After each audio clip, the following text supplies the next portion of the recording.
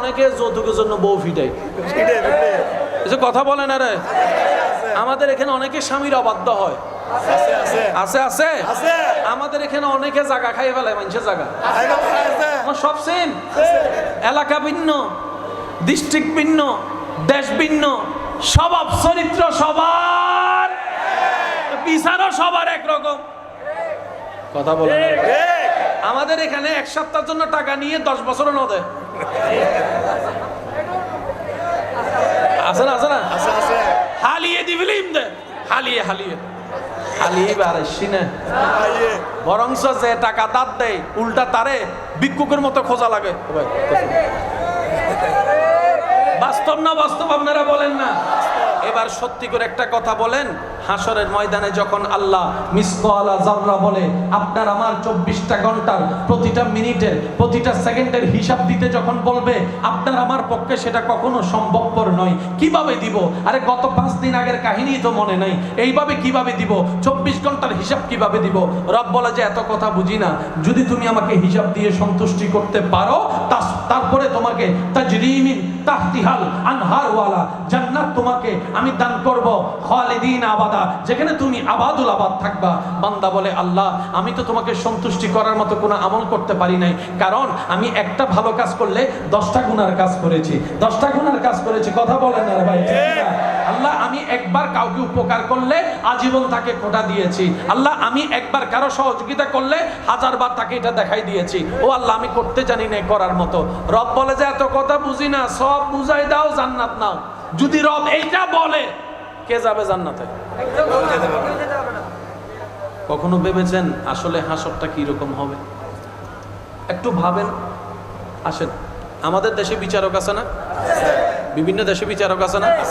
বিচারকেই জানে কোনো বিচার 100-100 নয়, কারণ আদালত সবসময় প্রমাণের উপর নির্ভর। যদি আসামি পক্ষ প্রমাণ বানাইয়া টানাইয়া মিথ্যা প্রমাণও যদি সত্য বানাই দিতে পারে, জজ বুঝার পরও কিছু করার থাকে না, সাইন করে দিতে হয়, এটাই আদালতের নিয়ম। রব বলে যে পৃথিবীতে তোমরা ন্যায় বিচার কখনোই পাবা না, 19-20 থাকবেই ন্যায় বিচার। আমি আহকামুল হাকিমিন রব্বুল আলামিন তোমাদের জন্য রেখেছি হাসরের ময়দানে।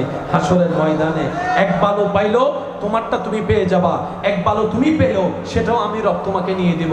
এইরকম কঠিন বিচারে পার পাওয়ার সাহস কার আছে? পার পাওয়ার সাধ্য কার আছে? একটু বলেন না রে ভাই, বলেন না, বলেন না।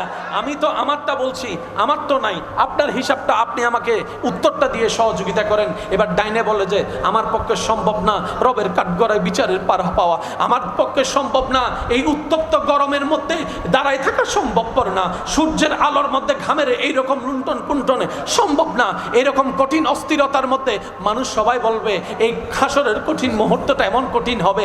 রবকে বলবে ইয়া রব জাহান্নাম হইলে জাহান্নাম দাও, আগে হাসর থেকে বাঁচাও, আগে হাসর থেকে বাঁচাও, আগে হাসর থেকে বাঁচাও। এইরকম কঠিন মুহূর্তে কেউ পার পাবেন না। যতই আপনি ঝগড়া করেন আর তর্ক করেন, যতই অন্যকে ভুল বুঝেন, যতই অন্যকে জাহান্নামী মনে করেন, আপনি নিজেও জানেন জান্নাত পাওয়ার যোগ্যতা আপনারও নাই, আমারও নাই, রবের দয়া ছাড়া, রবের দয়া ছাড়া, রবের দয়া ছাড়া, রবের দয়া ছাড়া। এবার কোরআনের সূরা ফাতিহার 3 নম্বর আয়াতটা একটু খেয়াল করলেই আপনার আমার মনটা উদার হয়ে যাবে, বড় হয়ে যাবে।